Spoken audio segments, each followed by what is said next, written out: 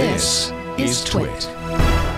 So Apple has sent out the invites for a Tuesday event, 10 a.m. Pacific time. Of course, Leo Laporte and I will be covering that event live right after iOS Today on Tuesday at 10 a.m. And I thought it would be good to invite someone on to kind of talk about, yes, reading the tea leaves, but also reading the hardware infrastructure and the software leaks and everything in between. And frankly, there's no better site to talk about that than 9to5Mac, and no better person than their own Zac Hall. Welcome back to the show, Zac. Hey, how are you, Mikah? I am doing well, and I hope you are as well. Yeah, a big secret of ours is we actually do rely on tea leaves. It's the way we do everything. I knew it. Okay, so let's talk about this. I think the best way to go about it is to break things up into two kind of categories. We've got the stuff that we can pretty much definitely count on happening, and then some of the stuff that maybe we've heard rumors about it happening or could possibly happen, etc. So let's start with at an iPhone event in October, which is normally held in September.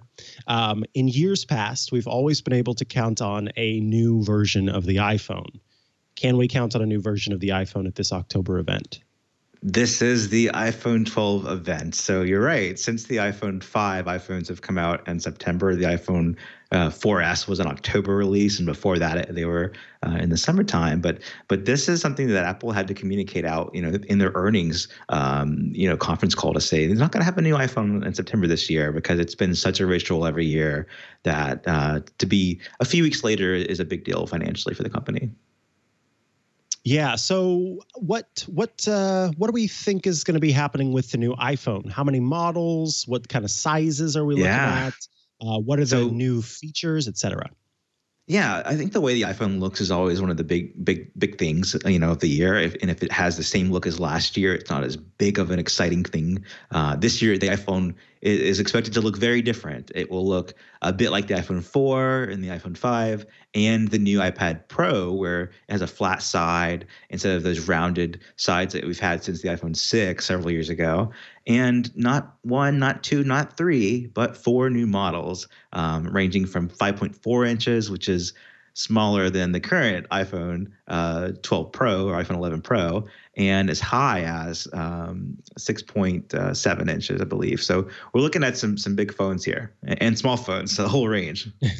Yeah, a smaller phone. Now that I think is a fascinating thing. For some reason at this point, we can always count on, pretty large phones that maybe we used to call phablets, but these days it's just the standard phone size. But what do we think is the reasoning behind, heading the other way with it, these smaller phones? Is it because the iPhone SE of years past has done well enough to kind of encourage this, or is it more just Apple is experimenting in new ways, do you think? Yeah, I think it's a lot of in recent years they've had the iPhone 7 and iPhone 8 to sort of serve this market of smaller phones. And now they have the new iPhone SE, which is the same size as an iPhone 8, but it's the kind of phone with bezels on top and bottom and a home button. And the iPhone 12 mini will be, we believe, 5.4 inches and mostly all screens. So you won't have the home button and those big bezels. So it'll be about the size of the current iPhone SE or the iPhone 8, but with an all-screen design. So they kind of fill in that market, with a new model, but it is as modern as the iPhone 10 and later. Okay. Yeah, that makes sense. So iPhone definitely we can count on. Now let's take that slider and move it a little bit more toward the rumor and may happen scale. Kind of what do we think is expected but not as locked in as iPhone?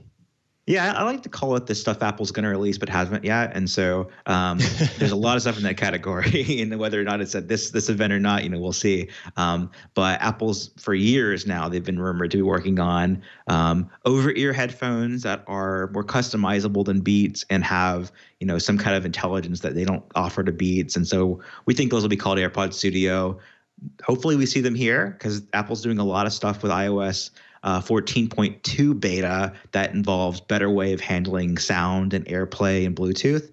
And that it usually means if they're changing the UI that there's a hardware product coming to benefit, to kind of complement that. And that could also mean Air or HomePod Mini. So the current HomePod has been around for a little while. It's kind of expensive, kind of high end to have one in every room. And HomePod Mini is what we think will happen this year to be a smaller, more affordable version of the HomePod.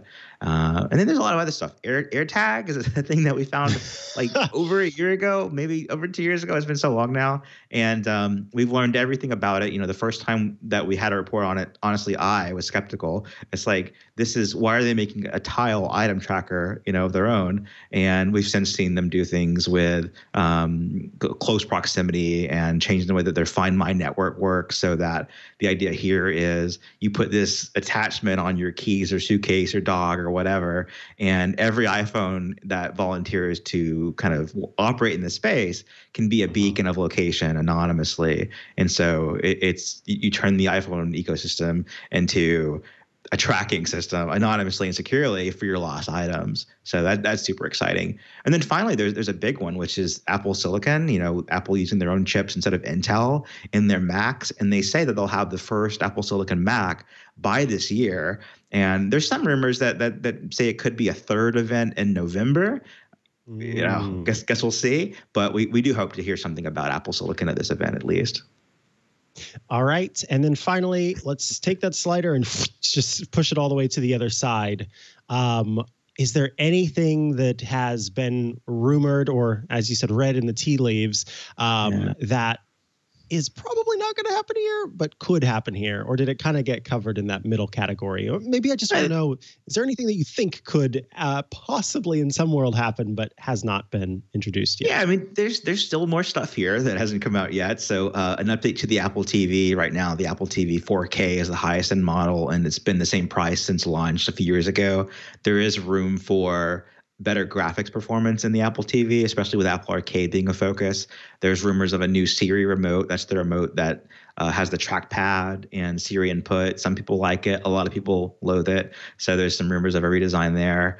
And then even further on, we're kind of in a funny place with iPads where the iPad Air, which comes out sometime this month, but we don't have a date yet, and has already been announced, has a faster chip or at least a newer chip than the iPad Pro, which mostly is the same chip from a couple of years ago. So we think we'll see A14, some variation of that in a new iPad Pro with a better display in the 12.9-inch model.